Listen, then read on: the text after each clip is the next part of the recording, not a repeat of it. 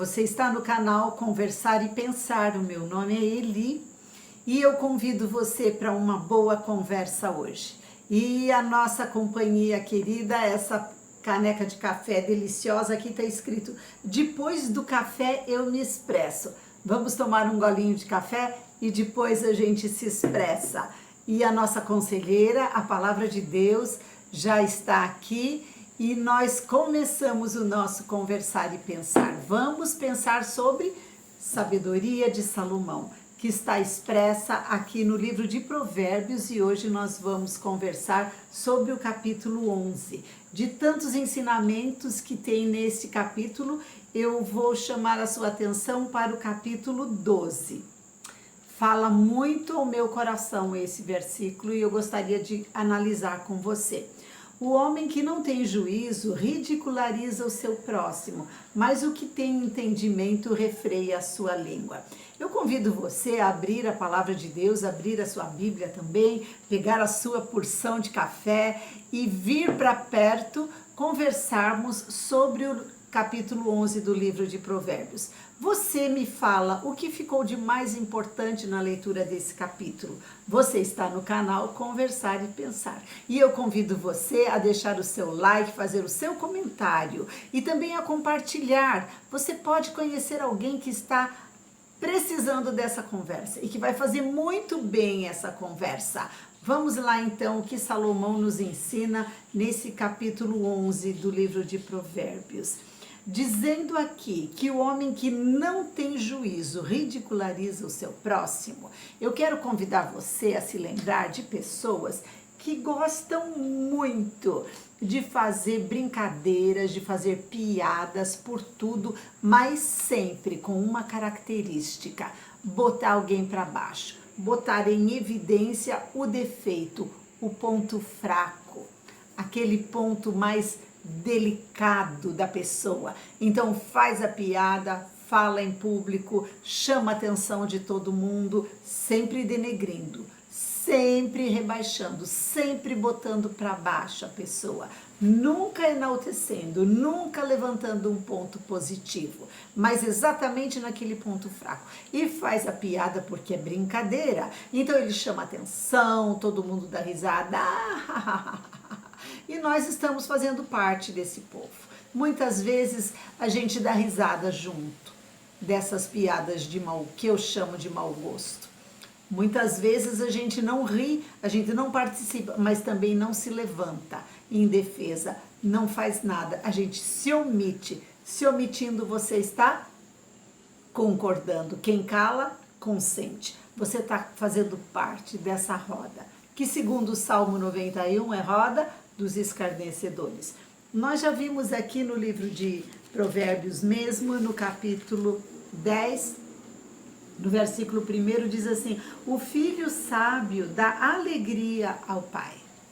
Ele alegra, a sabedoria traz alegria para o pai. Tanto o nosso pai daqui da terra, quanto o nosso pai, o nosso Criador, nosso Deus, se alegra quando vê em nós, nos seus filhos, vê sabedoria. E aqui no capítulo 11 diz que o homem que não tem juízo faz isso.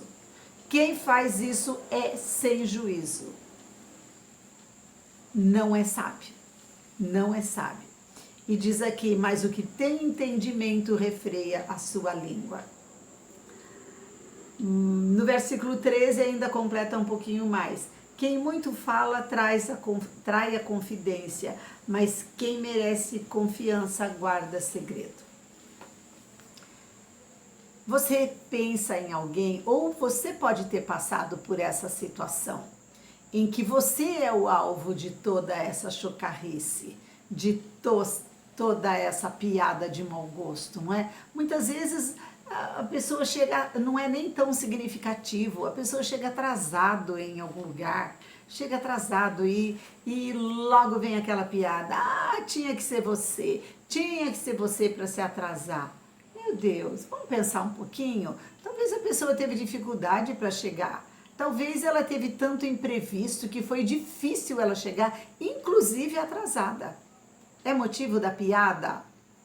Da próxima vez, a gente pode ir lá e dar uma mãozinha, né? dá uma carona para que ela chegue no horário certo na reunião, vê se ela está precisando de ajuda para acelerar algum trabalho lá, talvez com criança, talvez com a casa, talvez com uma outra situação que precise da nossa ajuda para evitar essa situação constrangedora. Eu estou falando numa situação simples de chegar atrasado em algum compromisso, em alguma reunião, mas existem situações muito mais sérias, onde talvez seja um defeito físico, talvez seja uma obesidade, talvez seja uma característica física que a pessoa já fica meio constrangida com aquilo.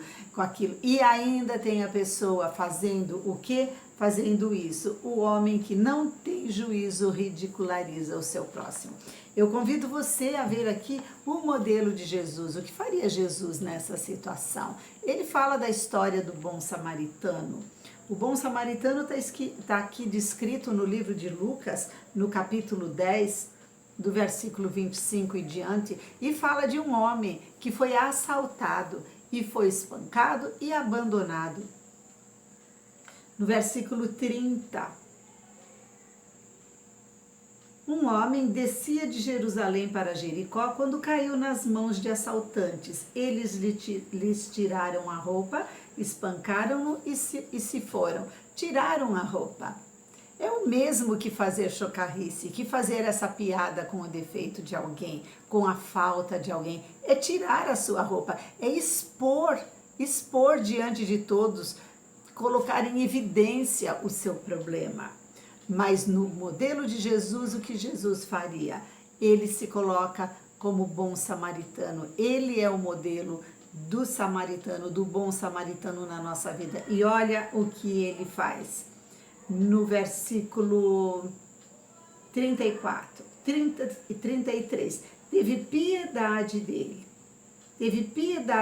mas um samaritano, estando de viagem, chegou onde se encontrava o homem, e quando o viu, teve misericórdia dele, teve piedade, aproximou-se, enfaixou-lhe as feridas, derramou nelas vinho e óleo. Enfaixou as feridas, cobriu a sua dor, cobriu aquele ponto sensível que é mais exposto e que dói mais, cobriu, enfaixou as suas feridas, derramou vinho nela, desinfetou, tirou aquela característica de que ele é ruim, de que ele está sendo definido por aquele problema que ele tem. E colocou óleo, aponta para unguento, aponta para remédio, para cura. Que Jesus faria numa situação dessa? Ele iria encobrir a ferida. Não foi isso que ele fez com aquela mulher que foi pega em adultério e trouxeram até a presença dele? Curou a sua ferida, pôs vinho, desinfetou, tirou o que estava fazendo mal, o que estava causando aquela dor, tirou de perto dela. Essa é a figura do bom samaritano. É isso que Jesus espera que eu e você façamos. Sabe por quê? Porque ele já orou por nós.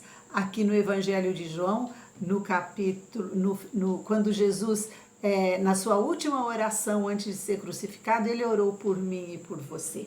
E ele orou por nós, dizendo assim, pedindo a Deus que a gente se amasse, que a gente vivesse em comunhão, que nós fôssemos um com Ele, como Ele é um com o Pai.